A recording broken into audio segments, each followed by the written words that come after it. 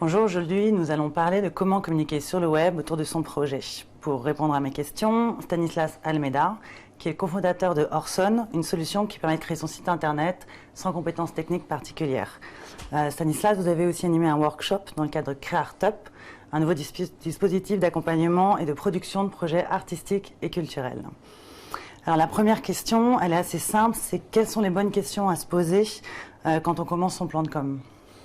Les bonnes questions, elles sont au nombre de 5, c'est qui, quoi, comment, où et pourquoi. Qui on est, le quoi, qu'est-ce qu'on propose, à quelle problématique on répond, c'est quelle solution on apporte.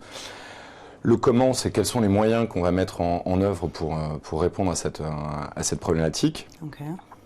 Et le pourquoi, c'est surtout pourquoi on a fait ça, d'où est venue l'idée, qu'est-ce qui nous a amené à créer ce service ou ce produit. D'accord, donc l'idée c'est qu'avant de communiquer pour les autres, il faut que ce soit bien clair dans notre tête. Exactement. Que ce soit bien défini.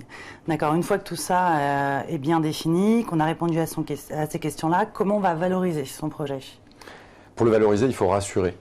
Ouais. Pour rassurer les gens, il faut déjà leur démontrer qu'on a réalisé des choses, que ce soit pour des projets artistiques comme Créartup, mettre en avant ses vidéos, mettre en avant ses propres réalisations. Il faut démontrer qu'on a déjà eu une certaine expérience, donc par exemple parler de ses partenaires, mettre en avant les logos de ses partenaires, c'est généralement ce qu'on va faire sur des flyers ou sur un site internet. Et si on a eu la chance de gagner des concours, évidemment, le mettre également en avant. Ces 3 éléments sont des éléments de réassurance qui vont persuader la cible. Ok, montrer que si on a pu rassurer des gens, on peut aussi rassurer sur le projet de com, sur nos interlocuteurs. Très bien. Est-ce qu'il faut un peu personnaliser, un peu parler de soi ?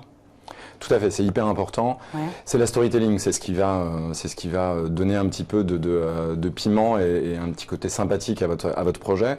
C'est expliquer comment vous en êtes arrivé là. Donc j'ai monté, je sais pas, j'en suis arrivé là parce que ma grand-mère avait des difficultés à se déplacer, donc j'ai créé un fauteuil roulant électrique. Ouais. C'est toujours l'origine qui va intéresser aussi le consommateur. Voilà, montrer aussi l'humain derrière le projet. Exactement, c'est tout à fait ça. Très bien, et une fois qu'on a tout ça, comment on peut réussir à toucher sa cible ? Pour toucher sa cible, il faut la connaître. Donc pour la connaître, on va faire sa fiche d'identité. C'est un homme, c'est une femme. Il a entre quel âge et quel âge, quels sont les médias qu'il consomme pour savoir quels sont les éléments qu'il va aller regarder en termes de communication, où est-ce qu'il se trouve d'un point de vue géographique et quels sont ses centres d'intérêt. Une fois qu'on a identifié ces éléments, on va savoir sur quels médias on va pouvoir les communiquer derrière. D'accord. Et au niveau des médias ou même au niveau des réseaux sociaux, comment on les utilise ? Avant même d'utiliser ces réseaux sociaux, il faut se créer un site internet. Okay. À minima, c'est à cet endroit-là, à cet emplacement que vous allez mettre l'ensemble de votre contenu, l'ensemble de votre offre, que vous allez expliquer, rassurer et vous présenter. Une fois que vous avez réalisé votre site internet, vous allez communiquer sur les réseaux sociaux. Mais les réseaux sociaux ne sont que les haut-parleurs de votre communication. Ils vont vous permettre de démultiplier votre puissance de frappe, votre puissance de communication. Mais voilà, tout doit partir de votre site internet. Voilà, et de la cible, comme vous dites. C'est-à-dire qu'il n'y a pas forcément, on n'utilise pas tous les réseaux sociaux, mais on connaît sa cible, on sait quels réseaux sociaux elle fréquente et on s'adapte en conséquence. Exactement. Aujourd'hui, si je dois faire des grosses masses, vous allez communiquer sur Pinterest si vous êtes sur de la partie design, sur de la nourriture. Okay. Vous allez communiquer sur Facebook à partir du moment où vous souhaitez toucher des communautés qui sont assemblées. Vous allez communiquer sur LinkedIn si vous touchez des cadres. Voilà. Ok. Et 2-3 conseils pour créer son site internet? C'est un peu votre boulot? Oui, tout à fait. Pour créer son site internet, il faut, comme je vous le disais au début, il faut réussir à identifier le pourquoi on le fait.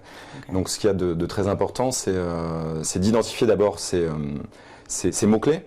C'est quels sont les mots-clés que nos utilisateurs vont taper pour arriver sur notre site internet. Okay. Et pour ça, il faut bien connaître sa cible, quelles sont les problématiques auxquelles on répond pour les toucher. Et la boucle est bouclée.